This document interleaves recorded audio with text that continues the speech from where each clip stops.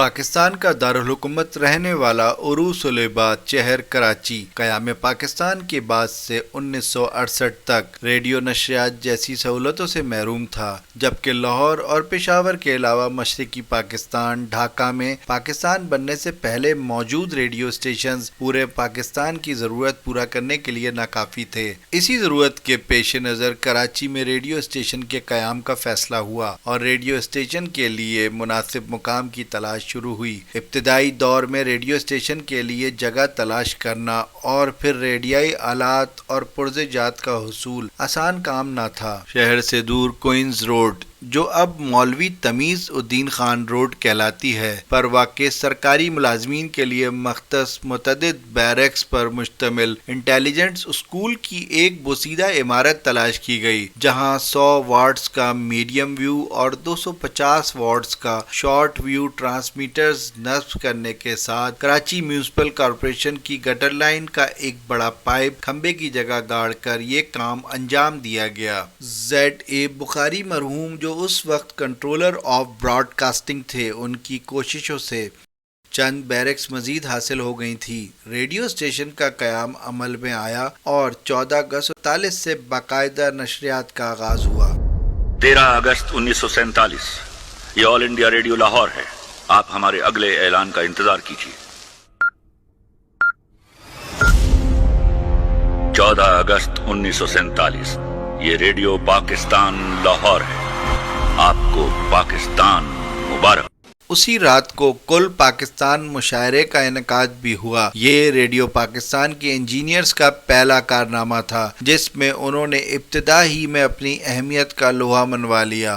ہاشم رضا صاحب مرحوم اس وقت کراچی کے پہلے ایڈمنسٹریٹر تھے۔ ان کی کوشش سے بندر روڈ پر Karachi local board district council کی عمارت میں براڈ کاسٹنگ ہاؤس منتقل کر دیا گیا۔ عارضی طور پر اسٹوڈیوز بنائے گئے اور BBC کی طرز پر ساؤنڈ پروفنگ کی گئی۔ اس طرح ان ماڈرن اسٹوڈیوز سے نشریات کا آغاز بین الاقوامی معیار پر شروع ہو گیا۔ 16 جولائی 1951 کو اس وقت کے وزیر اعظم نواب زادہ لیاقت علی خان نے اس کا افتتاح کیا۔ قیام پاکستان کے بعد نشریات کا دائرہ بہت محدود تھا۔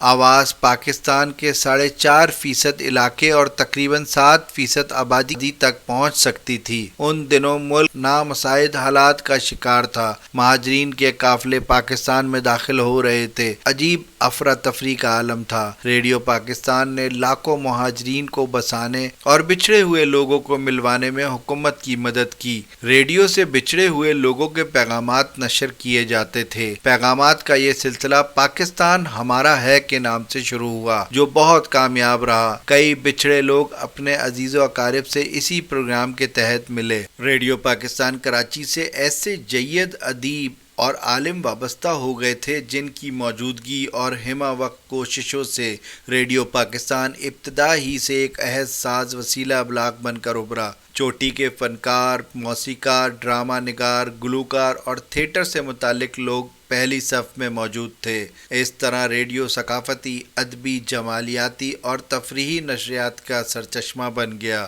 مشاعروں، مباحثوں، مذاکرات اور ترقیاتی شعبوں میں اعلیٰ کارکردگی کا مظاہرہ ہوتا تھا۔ وقت گزرنے کے ساتھ ساتھ یہ چھوٹا سا ٹرانسمیٹر بڑے ہائی پاور ٹرانسمیٹر میں تبدیل ہوتا گیا۔ ریڈیو پاکستان کراچی کی کینٹین اور صحن میں لگے قدیمی بڑے درختوں کو بھلایا نہیں جا سکتا۔ یہاں ریڈیو سے وابستہ قابل ذکر شخصیات نے چائے پی، شامی کباب کھائے اور دال چپاتی کا لنچ کیا۔ یہاں فنکاروں، ادیبوں اور شاعروں کا جھمگھٹا لگا رہتا تھا۔ غرض ریڈیو پاکستان کراچی ایک ایسی دنیا تھی جہاں ہر وقت میلہ لگا رہتا تھا۔ اب ریڈیو پاکستان کی اپنی کثیر المنزلہ عمارت سیوک سینٹر گلشن اقبال میں بن چکی ہے اور ریڈیو کے دفاتر بھی وہاں منتقل کر دیے گئے ہیں، لیکن ریڈیو کی نشریات اسٹوڈیوز میں آگ لگنے تک، یعنی 28 اکتوبر 2007 تک ایم اے جناح روڈ پر واقع براڈ کاسٹنگ ہاؤس سے جاری و ساری تھیں۔ ایم اے جناح روڈ پر واقع ریڈیو پاکستان کی یہ عمارت लोकल बोर्ड की बिल्डिंग थी जो शुरू में आर्जी तौर पर ब्रॉडकास्टिंग हाउस कायम करने के लिए मख्तस की गई थी। बाद में ये तय हुआ कि इसी जगह एक बुलंदोबाला इमारत तामीर की जाए जो नशरियात की ज़रूरियात को पूरा कर सके, लेकिन रेडियो पाकिस्तान के पास उसकी म्यूटेशन ना होने की वजह से तमाम तर कोशिशों के बावजूद उस मंसूबे पर अमल ना हो सका। मौजूदा दौर में रेडियो पाकिस्तान कराची में फ़न और सकाफत का शाइबा तक नज़र नहीं आता जो कभी उसका हिस्सा हुआ करता था। तमाम तर यादें किस्सा पारीना बन चुकी हैं और आपको मज़कूरा मज़े के वाक़यात सीनियर शख्सियात और असातिज़ा से ही सुनने को मिलेंगे। वीडियो के बारे में अपनी राय का इजहार कमेंट्स में करें। शुक्रिया।